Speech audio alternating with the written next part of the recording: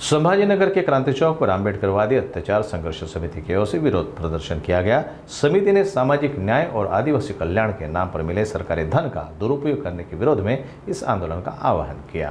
प्रदर्शनकारियों का कहना है कि सामाजिक एवं जनजातीय विभाग से मिलने वाली निधि को समाज के वंचित वर्गों के कल्याण के लिए आवंटित करने के बजाय उसे लाड़की बहन योजना में स्थानांतरित कर दिया गया है। यह निर्णय दलित समुदाय के साथ अन्याय है। इस दौरान प्रदर्शनकारियों ने सरकार के खिलाफ जमकर नारेबाजी की। मुख्यमंत्री देवेंद्र फडणवीस मुर्दाबाद के नारे भी इस मौके पर लगाए गए।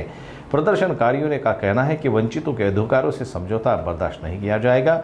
आम्बेडकरवादी कार्यकर्ताओं ने चेतावनी दी है कि यदि जल्द ही इस निधि का उपयोग मूल उद्देश्य के अनुसार नहीं किया गया तो यह आंदोलन अधिक उग्र रूप ले सकता है। आमची मागणी अशी आहे की अनेक वर्षांपासून सामाजिक न्याय खात्याचा निधी हे अजित पवार जे आहेत अर्थमंत्री हे सामाजिक न्याय खात्याचा निधी इतरत्र वळवतात, दुसऱ्या योजनांचा त्याचा वापर करतात।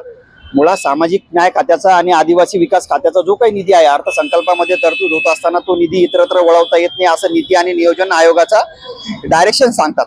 मुळात अजित पवारांच्या मनामध्ये जो मागासवर्गीयांच्या बाबतीमध्ये जो भरलेला द्वेष आहे त्या द्वेषापोटी वारंवार ते निधी इतरत्र वळवतात। मागच्या वर्षी तब्बल 7,000 कोटीचा निधी इतरत्र वळवला आणि 2 मेला म्हणजे या 2 मे 2025 रोजी एक नवीन सर्क्युलर त्यांनी काढलं ज्याच्यामध्ये 746 कोटी त्यांनी मुख्यमंत्री लाडकी बहीण योजनेकरिता वळवलेले आहेत। मुळात त्या मुख्यमंत्री लाडकी बहीण योजनेमध्ये जे काही लाभ घेणाऱ्या महिला आहेत त्या बहुतांश महिला ज्या आहेत त्या सवर्ण समाजाच्या आहेत। अतिशय तुटपुंज स्वरूपातल्या महिला ज्या आहेत त्या दलित समाजातून येतात आणि ती जी काही योजना आहे ती केवळ सामाजिक न्यायाच्या भरोश्यावर नाहीये। तुम्हाला जर इतरत्र निधी जर वळवायचा असेल तर मग सामाजिक न्याय खात्याच्या व्यतिरिक्त अनेक मोठी खाती आहेत, भरघोस निधी त्यांना दिला जातो, त्याच्यातनं तो निधी वळवायला पाहिजे। जर याच प्रकारे अजित पवारांची जर ही कृती जर या पद्धतीने चालू राहिली तर येणाऱ्या काळामध्ये न्यायालयीन लढाई सुद्धा आम्ही करू आणि आतापर्यंत जो आंबेडकरी समुदाय लोकशाही मार्गाने लढाई लढत होता तो कायदा हातात घेऊन आक्रमक पद्धतीने सुद्धा या ठिकाणी लढायला आम्ही तयार आहोत। यानंतर अजित पवार ज्यावेळेस मराठवाड्यामध्ये येतील तर त्यांना त्याचा जाब आम्ही या ठिकाणी विचारू।